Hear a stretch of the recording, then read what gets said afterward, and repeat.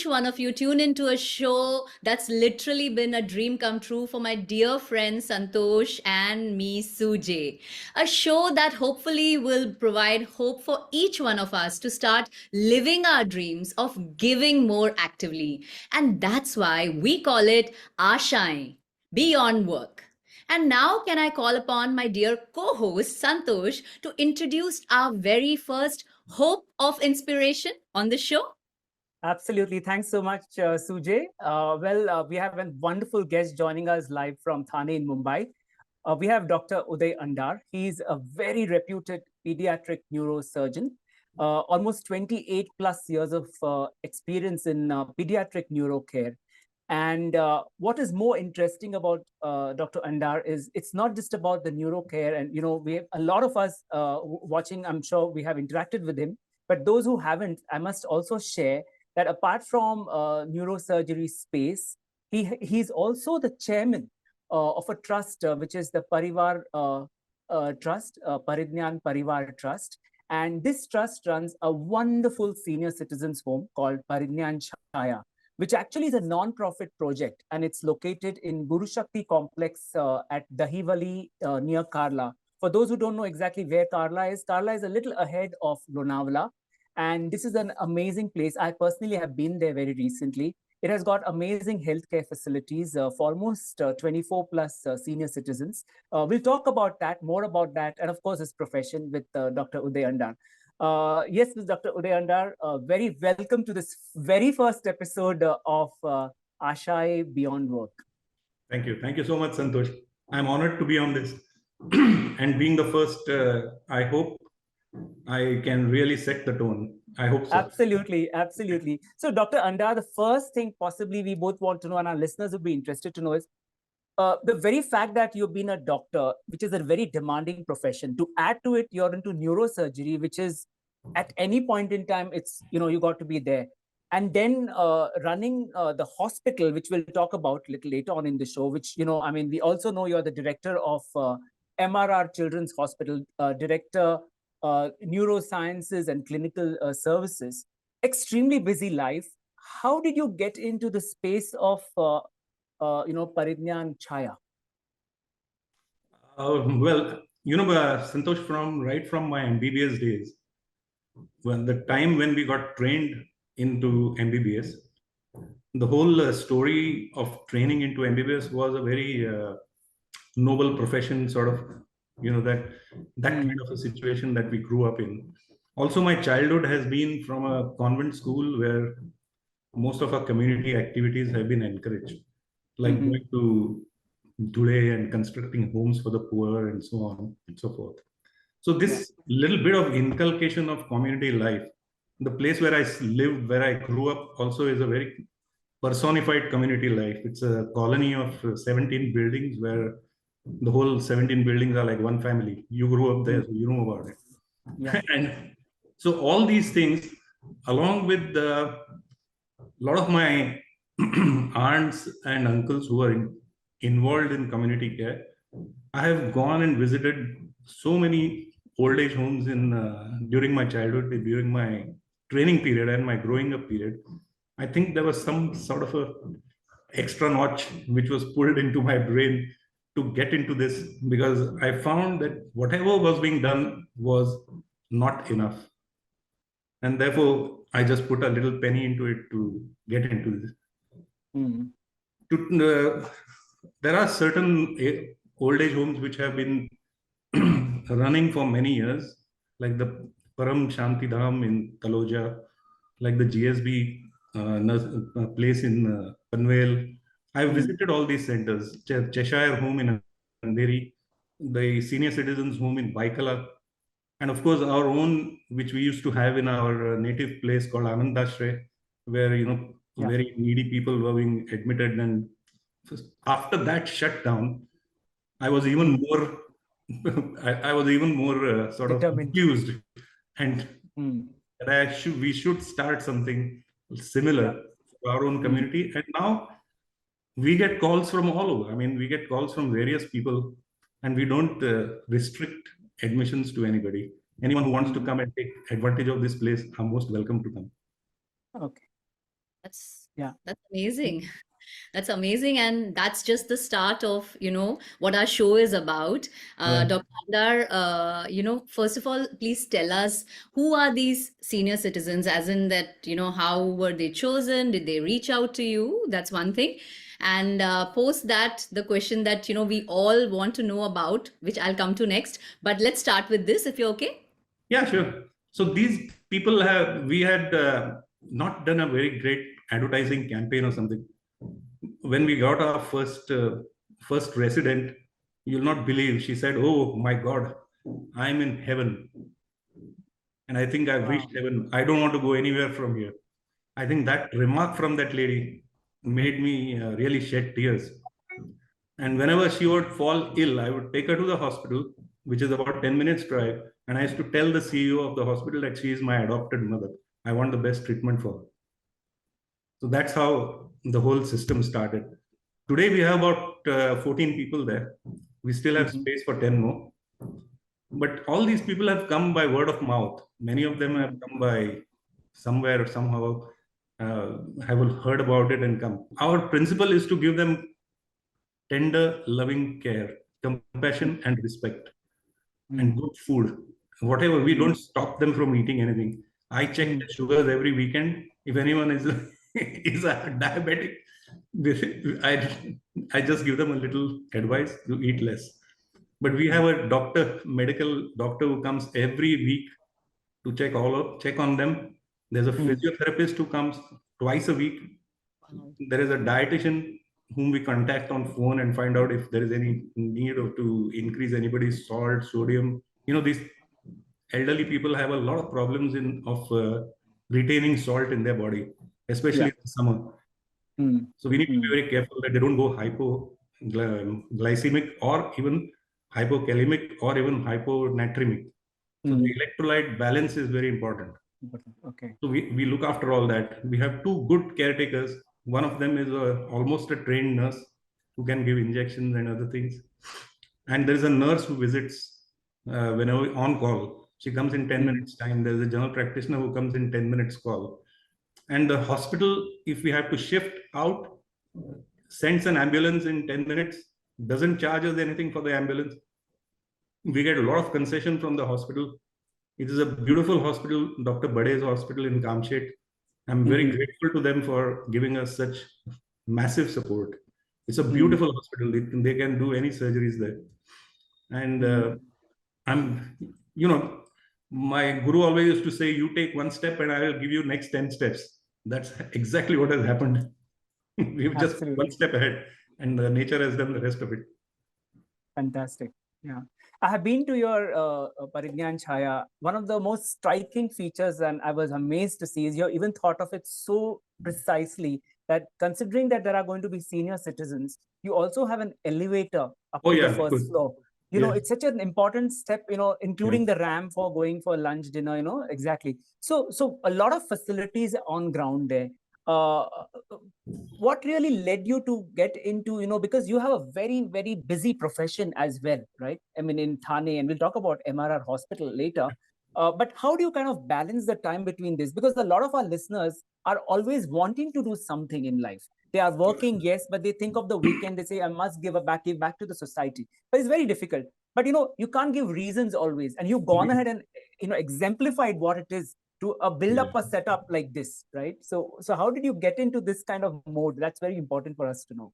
Yeah, so Santosh, one has actually, if you look at 24 hours in a day, you can always carve out some time.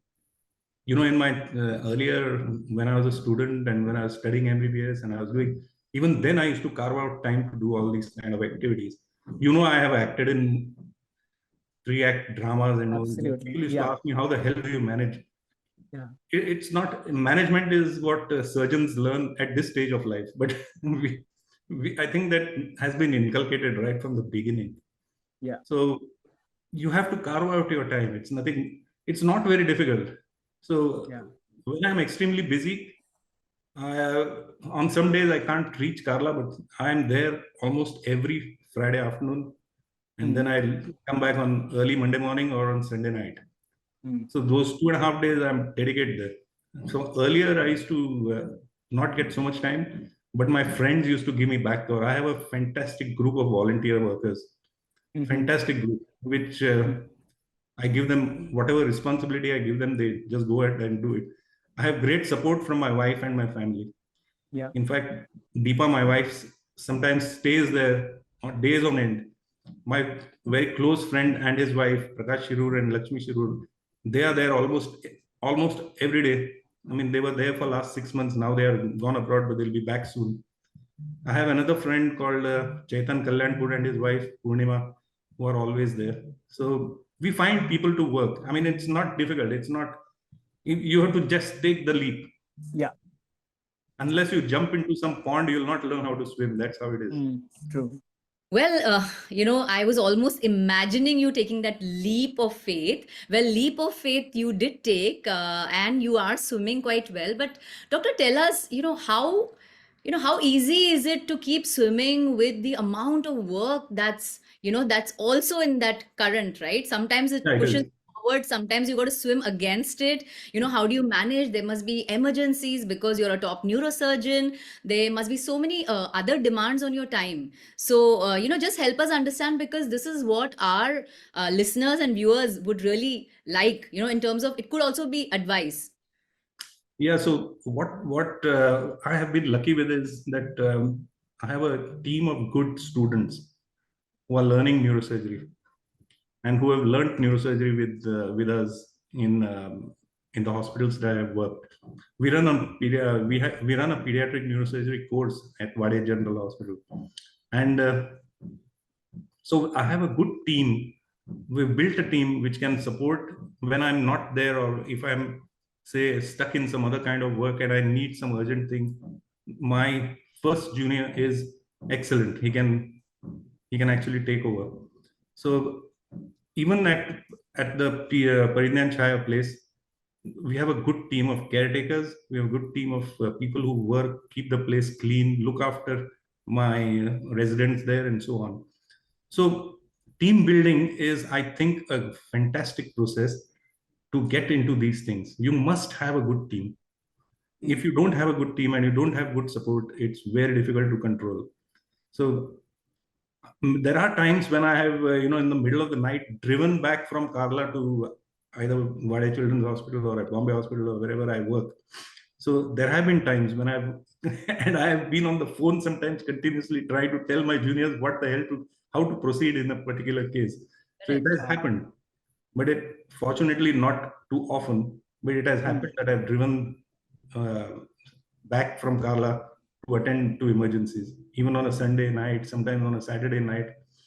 So these things will happen, and the whole importance is to develop a good team. I think that's one of the key secrets to these extracurricular activities that you take on. Yeah, true. And a good team at home also, like you said, your wife. Oh yeah, I mean, You- without my wife's support, it would have been impossible, really impossible. True. Yes, supported me right through all my difficult times, all through the emergencies. Sometimes when I was training in England, I can tell you, I have been weeks on call, and we were in a very cold place called Newcastle upon Tyne, where the day begins at 11 a.m. and becomes midnight by 3 o'clock. Wow. there are in winter, sometimes you don't see each other for a week. It's very depressing. Yeah. Your England reminds me, and I must ask you here, you have been one of the most, the reputed neurosurgery and one of the reputed doctors in UK because of the fact that, not just because of the practice there, but also the fact that you happen to be operating on Prince William at one point in time when he was a kid. Maybe you can share with our listeners what exactly happened and what were the... There's a saying in Marathi, "Jo hazir to wazir." That's exactly what has happened. I was available on that day. I was a senior registrar on call.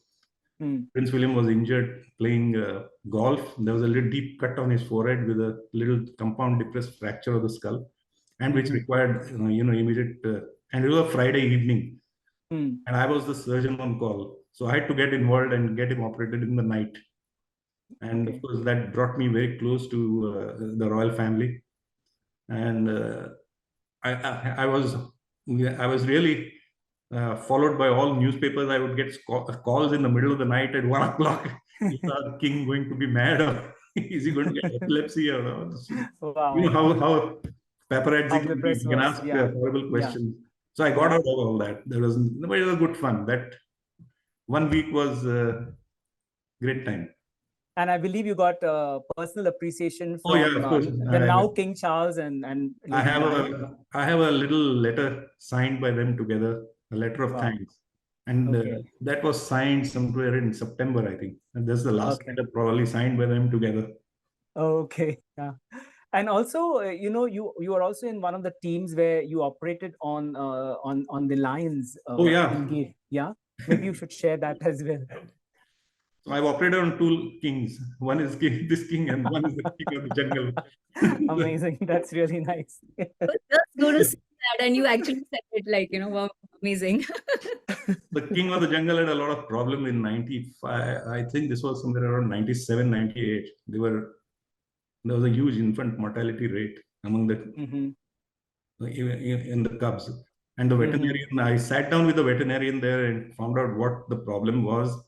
So we had to take permissions from the government of Gujarat to go and get some biopsies of the brain and so on to find out what exactly was wrong, because they were having a horrible disease. Like in human beings, we get Jakob Creutzfeldt, where they start salivating, they can't have control on their limbs and so on. So these beautiful 4-legged, magnificent animals couldn't walk, they couldn't eat or drink, and this was not. It was fortunately limited to the area of the Junagadh Zoo and just behind that the breeding area, and we could bring it under control because we found out what was wrong with them. They have prion bodies in the brain, which the whole diet was changed. They were put on medicines, and the government was very, very helpful to get all the permissions done, to listen to what we had advised. Along, the veterinarian was a very great guy. He was a fantastic chap, and today the population is more than 650. They come shopping to Junagadh market, all the lions. Interesting. Yeah. The space is getting small for them there, actually. Probably. Yeah. But very interesting, very, very interesting to know. Doctor, now that was the past. The present is that you are very successfully running this senior citizens home. What lies in the future? Well, the future is always unpredictable. But what we have done is that we've made a sort of a very strong trust and a very strong team, which will, even after me, there are some younger people who are looking after many of the things that go to help this system earlier. We may expand it a little bit here and there, but we don't intend to do it too much.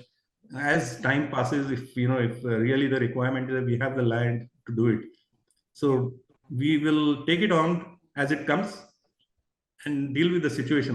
But I don't think this will stop now. That's great. It's taken a good start. It will go off. Absolutely. So is this Paridnyan Chhaya restricted to our community, which is the Konkani community, or you plan? Yeah. Not really. We don't want to keep it restricted. Anyone can approach us, and if we find them suitable, and if they find the place suitable for their benefit, they can always stay there. We don't stop anyone. Yeah. And when I was there visiting the Paridnyan Chhaya, you showed me around the garden, the kind of place you have for them where they spend evenings. Talk about that. Tell us about, the fun activities that are there. And we're going to flash the pictures of the place on the screen as we talk. Very fortunately, we get a lot of people who want to come and entertain them. We had a very good singing team which came from Thane, sang a lot of Bollywood and other songs. And if you see one of our oldest lady, who was about 86 or something, she was dancing like she was enjoying the music and the evening. Wow. So our oldest is actually 98. She's 98 years old, but she's pretty active. She comes down and sits on a wheelchair and enjoys music and everything. So that was one. Then we have yoga teachers who come and teach them yoga whenever they get. We have physiotherapists who come with a group of physiotherapists and make them play games, ball games and 9 pins and whatnot. So we encourage them to keep active. We don't want them to be sedent and That's great. Yeah. sleep the whole day. Then sometimes we put them in a bus and take them around Lonavala. Once we took them all over Lonavala, showed them all the nice places, brought them back. Now our next plan, Deepa is planning to take them to Duke's Nose, just to enjoy the scenery. Yeah. Those cliffs and those valleys, and it's a lovely place to. So Deepa is trying to arrange it for maybe the week or week later. So we have. There are villagers who. There's one guy who owns a school bus, so he lends us his bus to take them wherever we want. Awesome. That's and then Sunil is coming for a talk. Yeah. To give them a pep talk. So pep talks, we arrange pep talks as well for them so that they are humored. And then every evening they have their prayers. Sometimes we have bhajans and keep them active. Great. I think that is very important. I think at any age to keep active, and especially for senior citizens to keep active, right? Because even at home, I remember telling my mother and mother-in-law, no, you don't need to do anything. Please sit. And they are more like, no, I can't. Keep busy. You should keep them active. Don't discourage them from going to the kitchen. Don't discourage them from watering the plants. Don't discourage them from going for their walk. Let them do, and they should be allowed to do whatever they want. True. Keeping busy, I think also, as you said, keeps them very active. Oh yeah, of course. Something that they love, right? And actually, for someone to be able to do what they love, right? Correct. Yeah, absolutely. Is very important. There are ladies there who like to go and sit in the garden. They go and do some little bit of cooking if they want to. We don't discourage them. We say, okay, you want to cook, you want to make something, go and do it. That's great. Yeah. But thank you. I think that was great advice. For everyone listening in, right? Absolutely. Are around and or maybe not around, but then they encourage them to be more active as well. Oh, of course, they should be. Yeah. We wanted to talk to you also about your weekday space, which is your where you keep you busy with your MRR Children's Hospital. In fact, that's another project you've been equally involved, and you've been very busy in setting up this hospital. How does that work in Thane? So I wanted to reach a children's hospital. Yeah. I wanted to reach both ends of the spectrum, from life 0 to life 100. So that's how probably God decided that I should be involved in this as well. Yeah. So this is a very noble, very, very noble activity by Rapticos Brett and Company. It's a company which produces nutraceuticals for children. And it was it's the Ruya family which runs that, which are owners of that place. And it's out of their nobility that this project is coming up, and which has come up actually. If you look at other hospitals around India, most of them are by these philanthropic families. Like the Birla family built up Bombay Hospital. The Hinduja family has built Hinduja Hospital. Nanavatis have built the Nanavati Hospital. All major names and good private hospital names have been done by industrialists. I think it's a fantastic gesture by them, and we have to appreciate it. This is a 150-bed children's hospital, which is on par with any international place. Any international, it's not only by way of looks, but by way of medical facilities, by way of doctor and consultant appointments. We are the best consultants, and we are looking for more and more. There are many who have returned from Canada and UK and US who have joined us. And it's a reverse brain drain by the I get emails and I get messages from many of the pediatric specialists from abroad. Hey, do you have opening in this particular facility? Wow. And we would like to come and see what's available and what we can do about it. So it's a good open space for children's hospitals. You know that Indian population is very, very pediatric at the moment, and we expect that more and more kids will require hospital facilities, and we don't have, even in Mumbai, this is only the third hospital which has come up with this kind of a facility. Yeah. And I'm very grateful to all the people who have spent so much money to set this up. It's a Yeah. fantastic place. And looking at the place, Santosh, don't be surprised. The pricing is not going to be too much. It is going to be very average. They have the donors have given. There are indigent beds, there are free beds, there are discounted beds. There is everything that is will be open to many of the government schemes, and so their whole impact, their whole purpose of doing it is to that every child should get good treatment, whether it can afford or not afford. It is with that principle that they have built this place, and I'm sure they will be successful in this. I don't think, and we are all working towards it. We just want to get things in the right perspective. That's all. Yeah. On that very, very positive, very optimistic note from Sujata Jain, or Sujay as we know, and me, Santosh Sirur. Thank you so much, Dr. Uday Andar, for joining us on the very first episode of Ashai Beyond Work. A final conclusion, any message for our listeners with your amazing experience? I think, see, many of us work in IT, some of us work in designing, there are so many professions available. All of us get paid for it. Very, very few will be working honorary. Anyway, it doesn't matter. Yeah.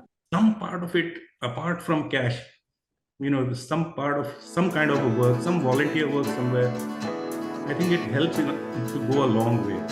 I think most of the students, most of us should learn that whatever you give to community, I promise you, the amount of that you get back by way of blessings is much, much more.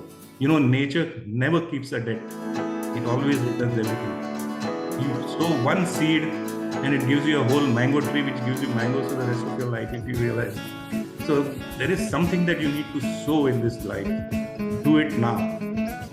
This is the time. Dr. Andar, thank you for such a beautiful message. I think Santosh, me, and so many of us who are this together, I think we are sowing seeds, but now I think we've got to also dig deeper and, Yes. do the actual work as well. Do it yourself. Yes. Yeah. So much for being on the show. Most welcome. Thank you so much. Thank you so much. Nice talking to you. Thank you. Absolutely. Bye-bye. Bye-bye.